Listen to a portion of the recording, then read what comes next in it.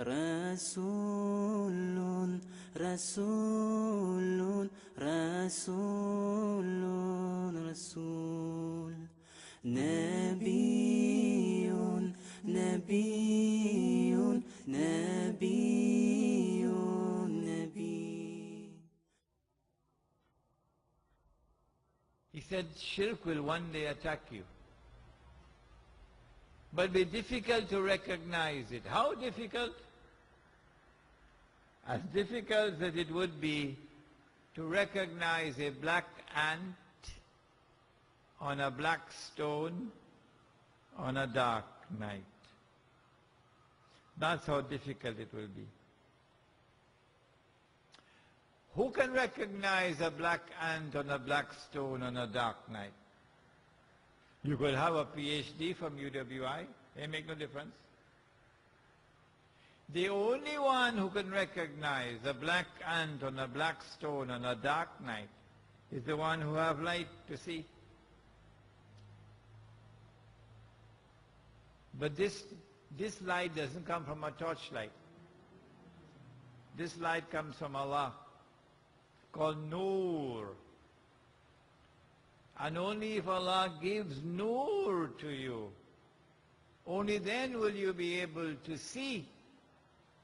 Otherwise you have eyes but you can't see. You have ears but you can't hear. You have hearts but you don't understand. You're just like cattle, says the Quran. Are we living today in a world in which we are enveloped by shirk all around? In which we have been embraced by shirk everywhere? And we are in shirk and yet singing qasida in praise of the Prophet ﷺ. That's the question I ask. Well, let us begin with salat. You cannot perform salat without saying Allahu Akbar every time you move. Every time you move, you have to say Allahu Akbar. Huh? Can you perform salat without saying Allahu Akbar? No. What does Allahu Akbar mean? Huh? Allahu Akbar means Allah is supreme. Allah is sovereign. Allah is supreme. Allah's authority is supreme authority. Allah's law is supreme law. That is Allahu Akbar. If you recognize someone else as sovereign other than Allah, that is shirk. If you recognize someone else's authority as supreme over Allah's authority, that is shirk. If you recognize someone's law as supreme law over Allah's law, that is shirk. Anyone is free to challenge me at any time, stop me and challenge me. Yes, because this lecture is being delivered for generations to come. So challenge me if I'm wrong. And so we established Allah's sovereignty as Muslims. Whenever we took control of a land, we made Allah Akbar in that land, that Allah was recognized as Akbar in that land, wherever we took control of territory. And so Allah was sovereign in that land. And Allah's authority was supreme in that land. And Allah's law was the supreme law in that land. And that land was called Darul Islam. And we appointed a leader who was called a Khalifa. In English, Caliph. He's also known as Amirul Mu'mineen, the leader of the believers. He was also called the Imam. 3 titles: Khalifa, Amirul Mu'mineen, Imam. And that state was called the Khilafah. And in that model of a state, Allah's sovereignty was recognized. Allah's supreme authority was recognized. Allah's law was recognized as supreme law. And Allah's law was enforced. Is Allah recognized as Al-Akbar anywhere on the earth today? No. Not even 1 square inch of Allah's earth today recognizes Allah as Al-Akbar. Not even 1 square inch. Does anyone lose any sleep over that? Does anyone weep over that? Do any tears fall from the eyes over that? That Allah is not recognized as Al-Akbar in even 1 square inch of the earth today? No? We sing in Qasida. The Khilafat was destroyed in 1924. By whom?